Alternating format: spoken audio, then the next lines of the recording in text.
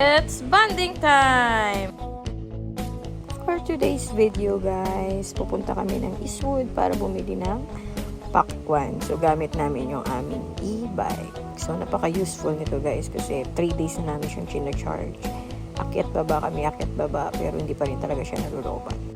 Kaya matipid talaga tong e-bike na to guys. Kasi kung ikaw ay sasakay ng motor paakyat sa dito sa area namin, ang singil sa amin is 40 pesos. Minsan pa nga 50. So biruin mo yun. Kung mamamalengke ka tapos aakyat ka, 50 pesos agad yung isisingil sa'yo. Kaya ito, nakatipid ka na, nag-enjoy ka pa. Diba?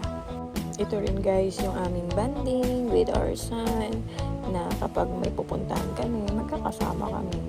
So, safe siyang dalhin kasi 4 wheels kasi itong aming e-bike. So, unlike kapag nakasingle na motor ako, although kampante naman ako sa sarili ko na kaya ko, pero hindi kasi natin masasabi yung disgrasya. So, sa konting panahon, oras na magkasama kayo kahit malapit lang, diba? At least nakakapag-banding kayo, naiilayo nyo yung mga kids nyo sa mga tablets, cellphones, etc.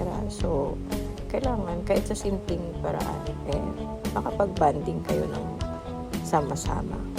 Hindi man sa mamahaling restaurant, hindi man sa SM or saan, at least meron time. So ito na yung pakwan. Bye-bye!